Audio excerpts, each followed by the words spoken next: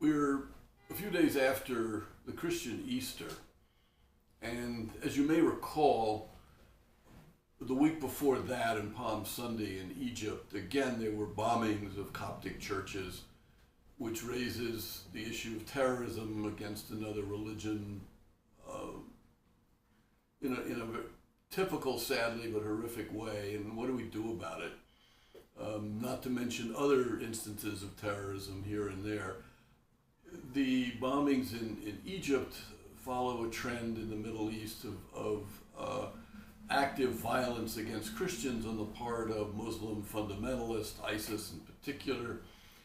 And surprisingly, centuries ago, the Prophet Muhammad made some covenants with Christian communities offering them respect and protection.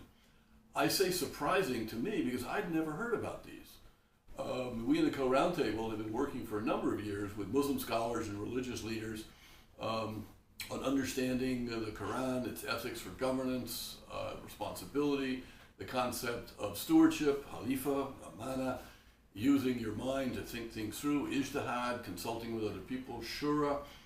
I was aware through one of our World Advisory Council members, Theodore Cardinal McCarrick, of the Common Word initiative coming from Prince Ghazi of Jordan, saying that there's a common word between Muslims and Christians, which is love of neighbor and love of God. Prince Ghazi, of course, is from the family that descends from the Prophet Muhammad.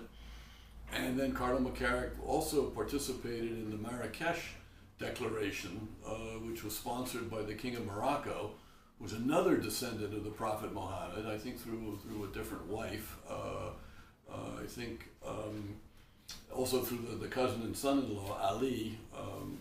So we have two descendants of the Prophet in our time who feel that the Prophet had a sense of respect. Oh, by the way, the Declaration of Marrakesh goes back to the Constitution or Charter of Medina, where non-Muslims, when the Prophet was the titular leader of the community in Medina, he had respect for the non-Muslims there, Christians and Jews and others, and they had a right as citizens in the community.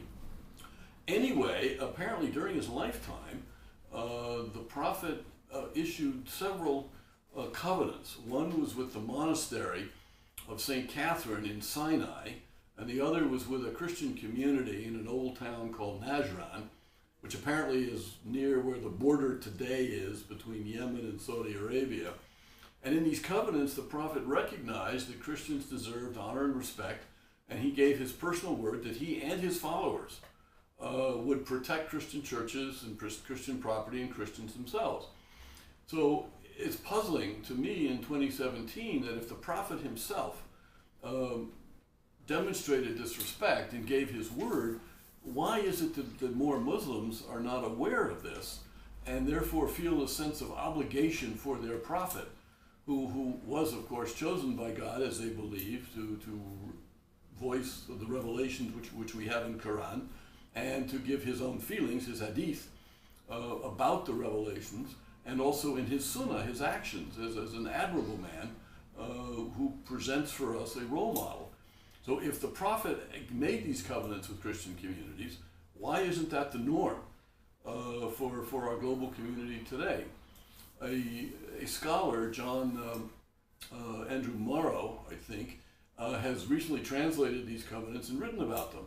And as far as I can tell, there is good reason to believe they're accurate. I have a long article in an Oxford publication by an Islamic scholar from Qatar who looks at the covenant with the people of Najran and does dating and looks at all the words as they're used and who were the witnesses, and comes to the conclusion that this most likely was an actual covenant spoken by the Prophet and written down by scribes.